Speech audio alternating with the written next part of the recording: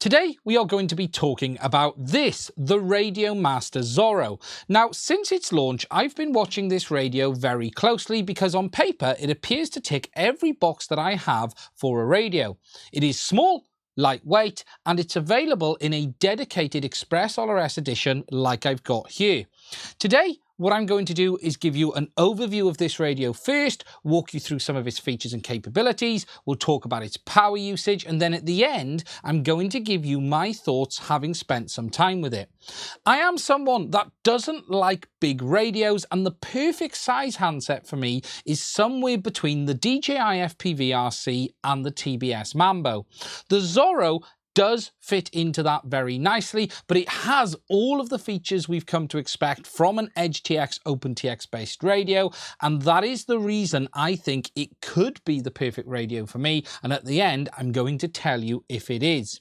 Now, just to be clear up front, Radiomaster have sent me this radio for free, but that hasn't influenced my thoughts. They have not seen this video before it's been made live, and just because I've been sent it for free will not influence my overall opinion, but I did just want to make sure you were fully aware of that before we continued. Anyway, let's get on with the video and let's take a closer look at the Zorro first of all. Okay, so taking a closer look, this is the Express ELRS edition. There is several other models available too, but the one I've got here is the Express ELRS because that's what I'm flying the most at the moment, but you can choose one of the other usual suspects, the 4-in-1, etc., depending on what your system needs are. Now, this radio, as you can see, is a gamer style remote. It weighs about 380 grams and it comes with EdgeTX installed as standard from the factory. As a result of that, it's got all of the usual buttons down the bottom here for changing the settings. So we've got our system, model, telemetry, return, page forward and back, and we've got a rotary encoder here for scrolling through the menus. As you can see, it comes fitted with an LCD display, which is 2.5 inches in size. It's a mono non-touch display, and we'll talk about that a little bit more later on in the video. We have our two gimbals in the middle. These are Hall effect gimbals as standard. We have our trim buttons, our hoop for our lanyard, a speaker in the center, as well as our power button. Moving around to the top, we have two 2-position switches at the bottom, two 3-position switches at the top, allow you to do your modes and other things like that. We have two momentary buttons, one on each side, and we have our two pots in the middle, as you would find on most radios. It is worth mentioning that these pots have no center indent. They have an audible indication, but there's no physical indication that you have reached the middle other than a vibrate off the included motor. Flipping it up, you have an external blank here for attaching another antenna if you wanted to do it. We have a little rubber flap which hides some of the additional ports on the radio. We have a USB-C port. This port on the top is the USB-C for doing the firmware updates as well as connecting the radio to your PC. We have our SD card, headphones and trainer port. There is also a built-in antenna for the Express ELRS system on the top here as well on the back of the display. So if I give that a pull, we can flip that up and you've got the antenna there allowing you to adjust it for the best position depending on what your setup is. Flipping around to the bottom, you'll find another rubber cover. If we flip this down, this is the power, charge and battery area. This USB-C port here is used for charging the built-in batteries, and there's also a 2S port there allowing you to plug in an external battery to power the radio if you wanted to get extended time, and then there's some hoops here for allowing you to strap that in place. Flipping it round to the back, you'll find another two momentary buttons on the rear. We have our TX port, our micro port for attaching other modules such as Crossfire, and then there's some nice rubber grips on the back which allow you just to get a good grip on the radio, and it is under these where the batteries are located. To remove these, you simply give it a pull down, and here you will find a rather unusual cell which is an 18350. This is a 900 milliamp hour cell as standard, and this is what powers the radio. We'll talk about these cells a little bit more later on in the video because they are a rather unusual choice. Obviously, they are smaller than, say, 18650s in length, and that has allowed Radiomaster to keep the radio as compact as they can, but that does come with a little bit of a cost as well, but we'll look at that when I mention about the power usage charts. As I mentioned, the Zorro comes with Hall effect gimbals as standard. These are plastic gimbals, but they don't feel cheap. They are smooth, they don't have a massive massive amount of flex, and they don't feel like they're cheaper gimbals like you have on some other radios. I didn't find any problems calibrating them. I didn't have to take it particularly easy in the corners like on some others, and overall I don't think there's a great need to worry about these gimbals out the door. However, I will say that if you do want to upgrade them, Radiomaster offer a new CNC metal gimbal for this radio called the Ag01 Mini. This is a smaller version of the CNC gimbal we saw for the T16S, which offers tighter tolerances, smoother, and just that more solid feel. What I would say is these gimbals don't feel bad, but if you want the very best feeling gimbal, you can upgrade to them on this radio as well. The stick ends on these are 8mm in diameter, and they have an M3 thread, and they have a reasonable amount of grip. But if you do want to upgrade them, Radiomaster do make some additional ends as well, which you can buy from their website and change on the radio if you want to. Just comparing the Zorro to a couple of other radios, we have the Mambo from TBS as well as the T16S. As you can see, the Mambo is the smallest radio of all three, although its footprint isn't really much smaller than the Mambo when you compare. Whilst it's got some inny bits that do make it smaller, its overall external footprint is very, very similar. However, where the benefits are is not in size, is in weight, because if we take the Zorro, this one with the batteries is weighing in for me at about 394 grams compared to my Mambo, which is weighing in 663. Compare them to the T16, which is obviously a much bigger radio. That one with the battery I've got in it is coming in at about 920 grams. So the real big benefit here is the weight. And whilst there isn't a dramatic saving on size compared to the Mambo, you are saving on the weight side of things. Screen-wise, they're also very different as well, with the T16S having that massive 4.3-inch colour touchscreen, whereas these two, as I've said, have those mono non-touch displays. The Mambo is officially a 3.5-inch display, although it's only actually 2.8 inches corner to corner compared to the 2.5 inches on the Zorro. Personally, I don't see any difference in use between the displays on these two with regards to size. I can see the menus, the options, the OSD readout exactly the same. The only real difference is this one is inverted with that black background with the light text, and this one is the light background with the dark text. On the camera, it is quite hard to see this one compared to the Mambo, whereas in person, it's absolutely fine. I can see it, no problems at all. It's just a little hard to show that on the camera simply because of how bright it is. As I mentioned earlier, the gimbals on this radio actually feel really, really nice, and they really do feel quite solid at their extremes as well. There is a little bit of flex, but it's much less than I'm seeing on other radios. So for instance, if we take a look at the T16S first of all, this is the first version. If I put it down to the extreme, you can see that there is a bit of flex when I'm pushing up against the ends. And actually on this radio, I need to be a bit careful that when I'm calibrating it, I can't do it too hard. I certainly can't do it like that because I'll end up actually not being able to hit the end points in normal use, and I actually have to calibrate this one very gently to make sure that I'm not pushing it beyond the extremes because there is that flex in the gimbal. If we take a look at the Mambo, things are very much the same. There is flex in it. If we pull it down, you can see there's some flex there. There's plenty of flex there. This one is not as temperamental to calibrate as the T16, but there is still flex there when you move it, and it is noticeable. You know, I'm not putting that much pressure on, and you can see that there's a bit of movement. Coming back to the Zorro and doing the same thing, you will see that whilst there is still a little bit of flex, it is much, much less than I'm seeing on the other radios. Yes, there is a tiny bit, but it's nowhere near as bad as the others. It also feels really positive at the extremes as well. When you're coming against the stops, it feels a lot more solid than the other two. It's a nice hard stop on the sticks, and it's more like the CNC gimbals that I've used than the plastic ones on these. The others just feel a bit more dampened or a bit softer at the stop, and you're feeling that flex in the gimbal when you hit it, whereas on this radio, everything is a lot more solid. Something I have noticed on the Zorro is the feel of the nuts on the gimbals. They are 8mm in diameter, but they do feel a little bit anemic to me. It's not that they're particularly slippy, but they just don't have a substantial feel to them, and it is something I noticed compared to the other radios. If you are, though, looking to upgrade the nuts, Radiomaster have also released these. They're ripping nuts. Now, these are extra grippy nuts for the Zorro that come in various colours. They have a dual ring design and they should offer a lot more grip compared to the standard nuts that the radio comes with. They are also releasing a set for the T16S as well, and it will work with both the standard plastic gimbals and the Ag01 or the Ag01 Minis, depending on which radio you've got. Just one other thing I want to mention on the accessory side of things, and that is this, the case that Radiomaster make for the Zorro as well.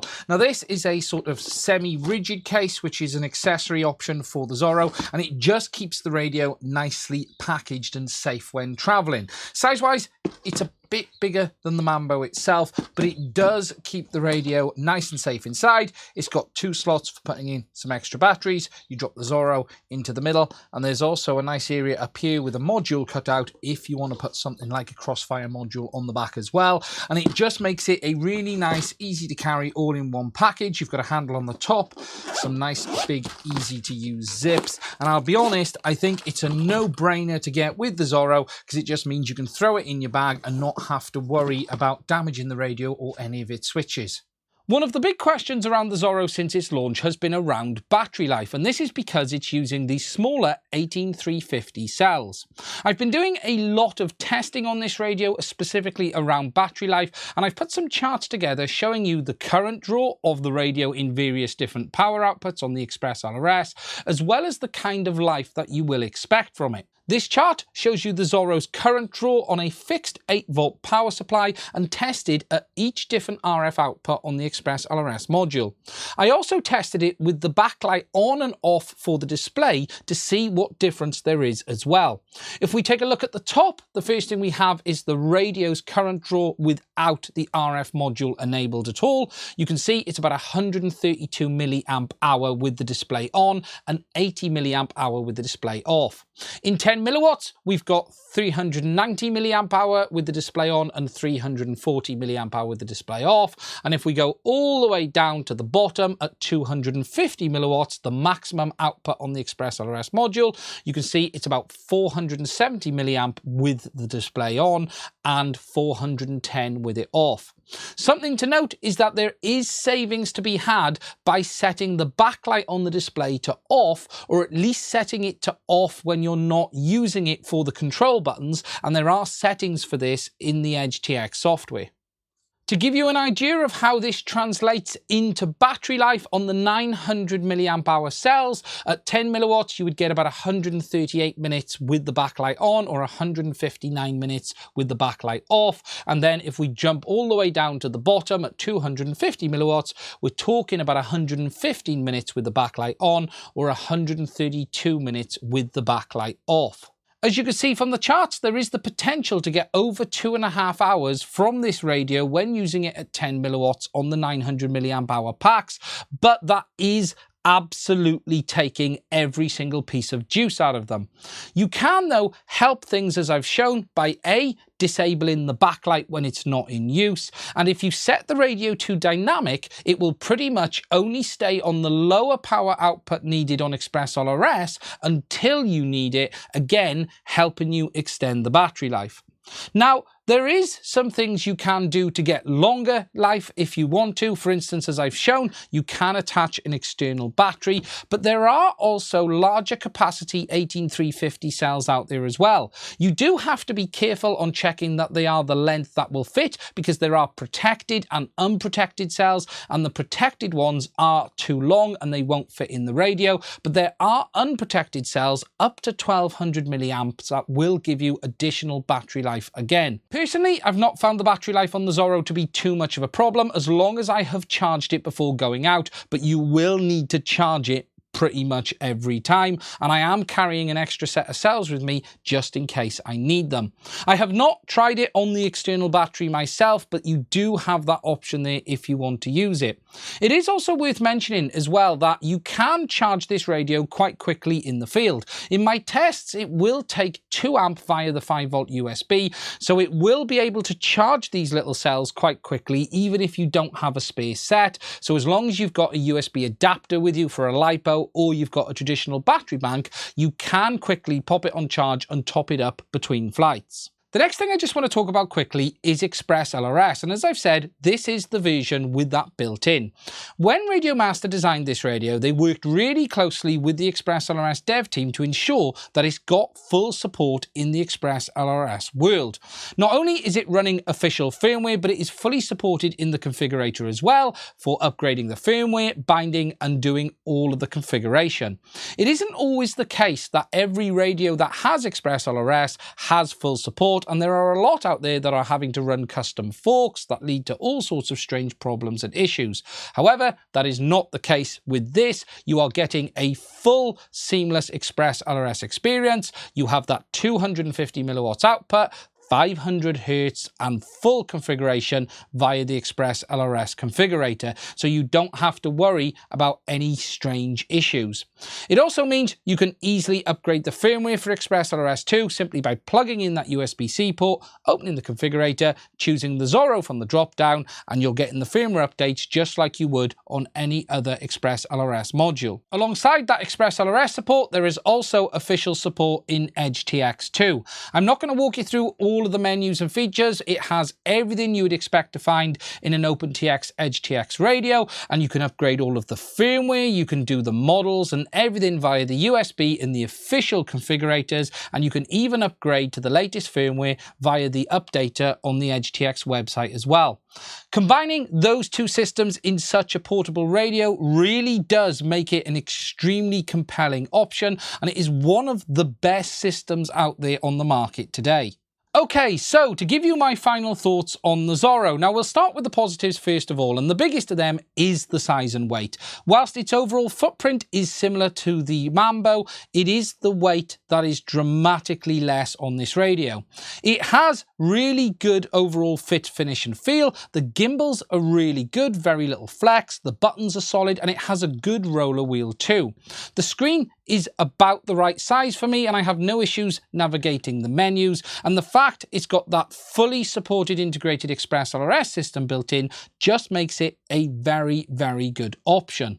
Whilst though there is a lot of good, there are some downsides to it as well, and there are a few quirks I want to mention. The biggest downside is obviously the battery life, and whilst it's not terrible, it is something you do need to think about when you're flying. For instance, you will need to charge this radio pretty much before every session, and if you're having an extended session, you will need to make provisions to have extra cells or bring an external battery pack or have a USB charger.